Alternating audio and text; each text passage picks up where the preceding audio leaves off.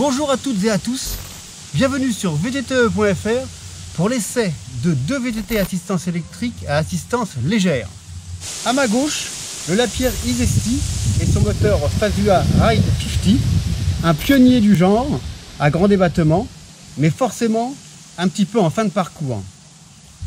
Et à ma droite, l'Orbea Rise, avec son moteur Shimano EP8 RS, un tout nouveau concept qui en a fait l'un des best-sellers actuellement de la catégorie. Alors avant d'aller voir ce qu'ils ont dans le ventre, on va faire un petit tour pour voir à quoi ressemblent ces deux modèles particuliers. C'est parti! Avec le Lapierre Isesti, on est sur du All Mountain, avec une fourche 36 Fox en 150 de débattement et un amortisseur performance en 150 également. Des roues dépareillées 29, 27,5, une transmission et des freins signés Shimano XT et des périphériques confiés à des accessoires Lapierre de très bonne qualité. Mais la particularité de ce Fazua Ride 50 Évasion, c'est qu'il se démonte et qu'il propose une solution pour avoir un vélo sans moteur. C'est-à-dire que le bloc de 3 kg s'enlève pour laisser juste l'ensemble pédalier qui permet d'avoir un vélo de 15 kg tout à fait roulable sans moteur. Dernière petite précision concernant le Isesti, le vélo coûte 6 399 €, pèse 29,3 kg et il est équipé d'une batterie de 250 watts seulement. Ce qui n'est pas énorme, mais comme le vélo est léger, ça permet quand même d'évoluer un minimum. Mais ça, on y reviendra. Pour l'Orbea Rise, on est plus sur un esprit trail, même si ce modèle avec une fourche Fox 36 en 150 et 140 de débattement à l'arrière permet d'évoluer à peu près sur le même genre de terrain que le Lapierre. On sent qu'il est plus pédaleur, avec des roues de 29 pouces à l'avant comme à l'arrière, une transmission et des freins Shimano XT, mais surtout un groupe propulseur Shimano EP8 RS pour Rider Synergy.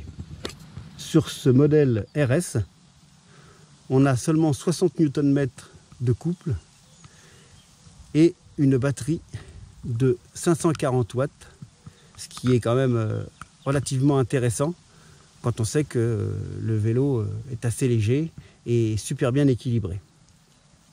Dernière petite précision, le vélo coûte 6 799 €, pèse 19,80 kg et comme je vous l'ai dit, sa batterie de 540 watts lui permet d'évoluer nettement plus longtemps que le Lapierre.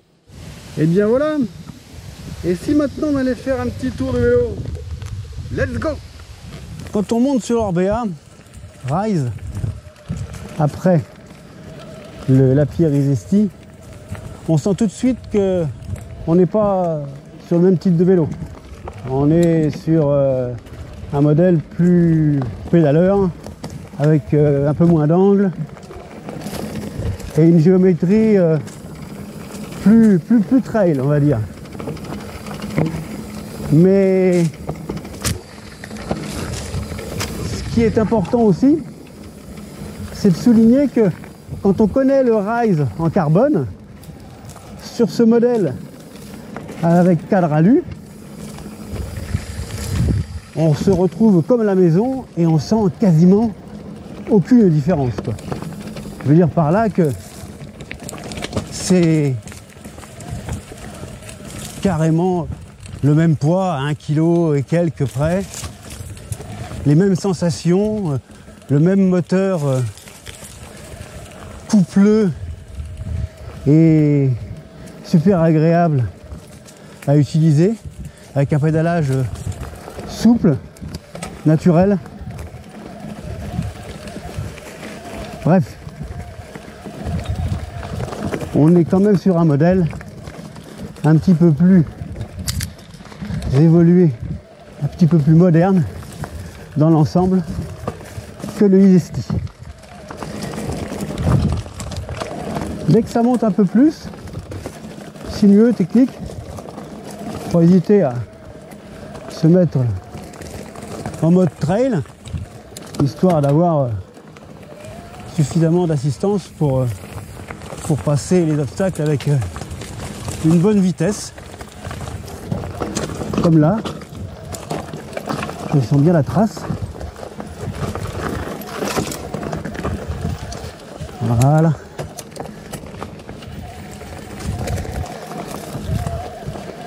Ah, le vélo est stable, précis, grâce à ses roues de 29 et le moteur très agréable. Parce que, quoi qu'on en dise, même s'il y a moyen de faire du technique avec ce genre de VTT-AE, c'est quand même sur des parcours ludiques, plutôt roulants, dans cet esprit-là, qui s'exprime le mieux et qu'il est le plus sympa, quoi. Donc c'est valable pour les Esti, mais c'est valable aussi pour le Rise, même si sa position de pilotage et son équilibre avec un tube de selle plus droit et un petit peu moins d'angle et les roues de 29, ça lui donne une assise et une capacité de franchissement supérieure sans avoir forcément à se battre avec le vélo. C'est pour ça que le Rise, ça reste un excellent compromis. Quand on passe du vélo musculaire au VTT-AE, ça permet de ne pas être trop dépaysé au niveau du feeling et du pilotage, tout en comprenant un petit peu comment ça marche.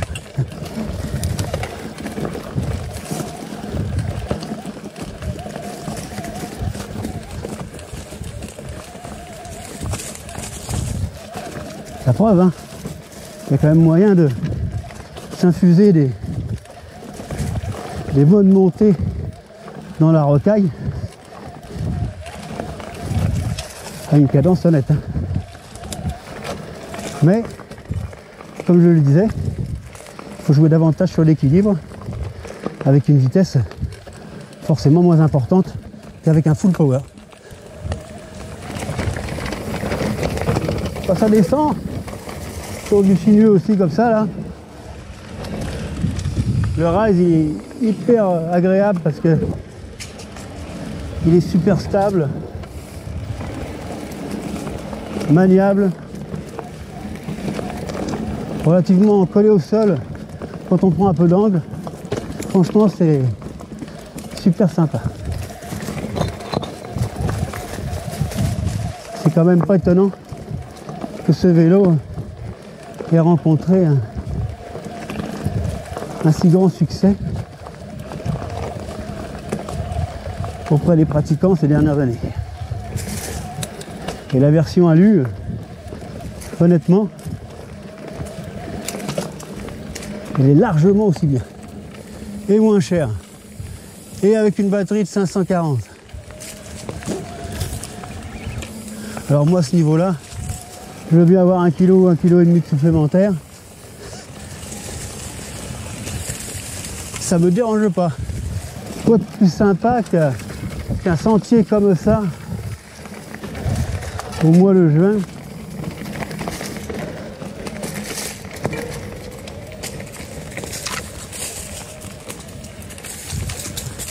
Avec du sous-bois, de la verdure, un peu de fraîcheur. C'est vraiment sympa. Sinueux là. Avec des vélos comme ça, on se régale là. Dans les cailloux comme ça là. En crête. Avec les roues de 29. Et un peu ne pas trop gonfler. Même s'il faut se méfier parce qu'ils sont un petit peu fragiles. Mais bon. Ça passe super bien. Le vélo il survole vraiment les petits obstacles, c'est super agréable. Franchement, par rapport au Esti, on sent quand même que avec le cadre carbone et la route 27,5, on se fait un petit peu plus brasser. Là, il y a un certain confort et une onctuosité de la partie cycle qui ne sont pas faits pour me déplaire.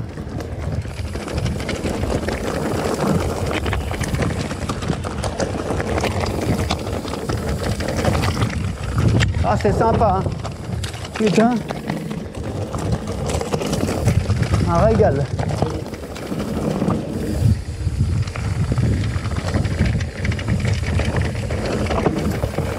Ouais, en descente, on peut dire que le Rise se comporte vraiment très bien. Et en relance, sympa aussi. Quand la pente s'inverse, on sent quand même que on a affaire à un vélo entre le trail et le all mountain, c'est-à-dire qui est quand même relativement à l'aise dans la pente négative. Évidemment, il faut être un peu plus fin, il ne faut pas trop taper, il faut essayer d'éviter les cailloux le plus possible. Mais franchement, avec les routes 29 là, comment c'est précis, un régal.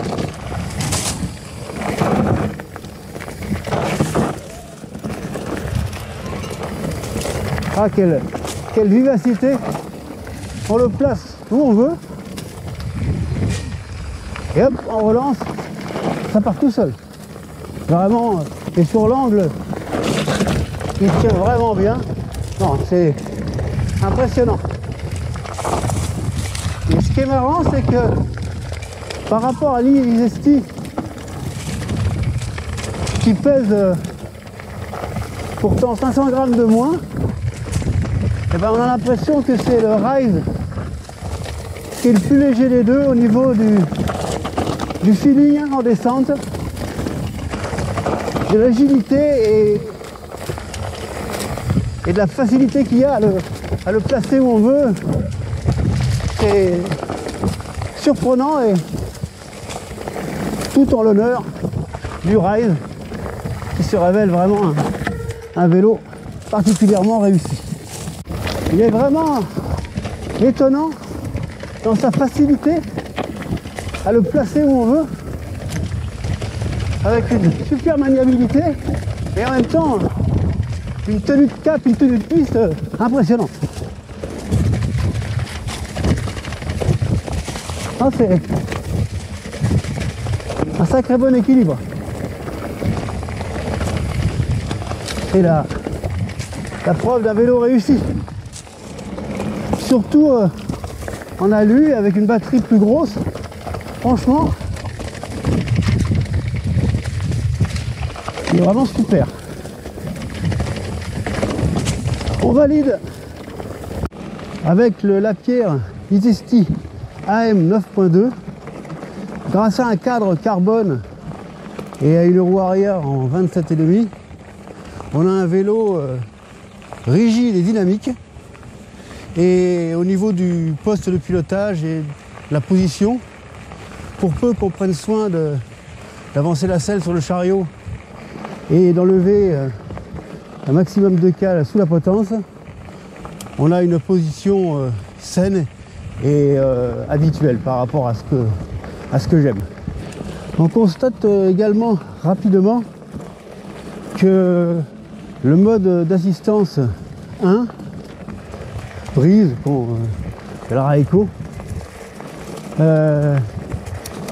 ce mode est relativement souple et facile à utiliser, pour peu qu'on ne cherche pas à monter des trucs un peu trop raides.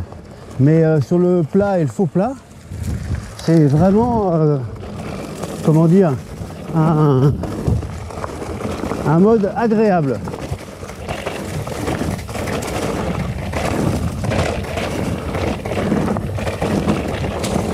Et dans les liaisons un peu roulantes, on peut carrément se mettre en off, sans assistance. Ça pédale vraiment tout seul, parce que Le vélo, c'est quand même une petite boule de nerf, donc même avec le poids supplémentaire de la batterie et du moteur, on reste en dessous des 20 kg et il n'y a pas besoin de faire énormément d'efforts pour garder une cadence correcte sur les parties roulantes. Je dis bien sur les parties roulantes. Dès qu'on attaque des sentiers un peu plus étroits et sinueux, on peut conserver le mode éco. C'est pas un problème dans la mesure où on essaye de ne pas perdre trop de vitesse, de garder un pédalage régulier. Ça fonctionne plutôt bien. On va dire que c'est sur ce genre de parcours que ce vélo s'exprime le mieux. Les vélos assistance électrique légère en général et le Isesti en particulier. Dès que ça devient un peu plus technique, il ne faut pas hésiter à monter sur le deuxième mode pour avoir un petit peu plus d'assistance dans les passages un peu plus techniques. Voilà, avec un peu de franchissement. Dans les petites montées en lacet comme ça, on essaie de conserver le plus de vitesse et le plus de couple possible sans faire d'à-coups. Avec le pédalage approprié, il faut chercher un peu pour le trouver, mais sur ce mode intermédiaire là, ça va très bien.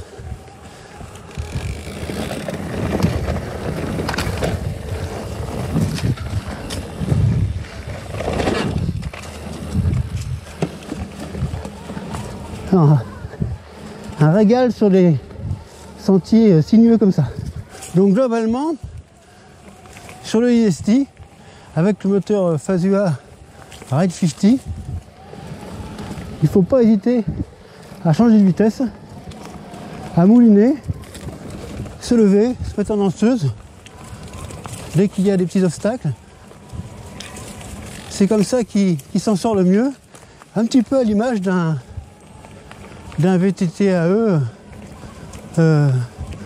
tout ce qu'on connaît en assistance légère généralement, c'est-à-dire un pédalage naturel, assez proche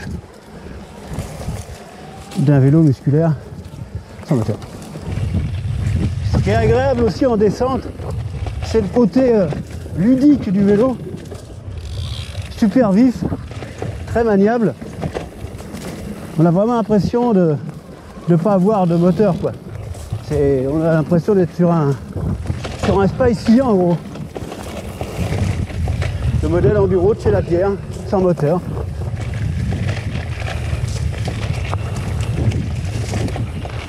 Non, vraiment super agréable. Hop, là ça relance bien comme il faut.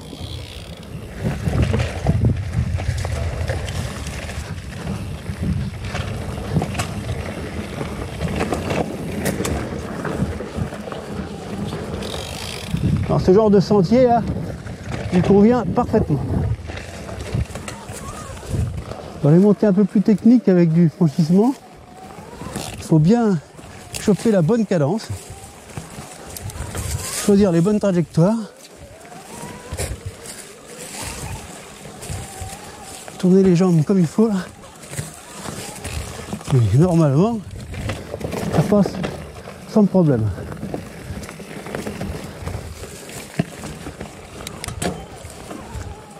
Petit coup de cul en danseuse sur le couple comme sur un vélo sans moteur, avec l'impression d'avoir des jambes quand même, hein.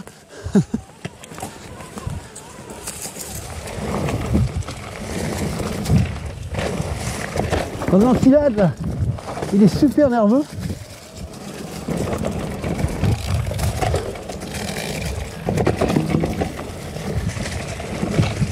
On le place où on veut, c'est précis et à la fois en même temps relativement sécurisant et stable à cause du moteur qui forcément lui aide à stabiliser le vélo, quoi. Non, je retrouve le Isesti, un excellent vélo. Comme je le disais, spécial, mais un excellent vélo. Facile, joueur, vraiment c'est...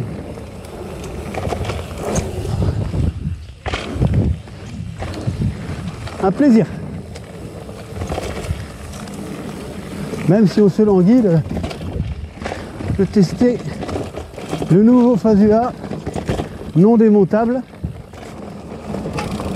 avec une batterie nettement plus conséquente. Mais ça, c'est une autre histoire. Pour l'instant, le Isesti dans cette configuration reste un vélo sympathique.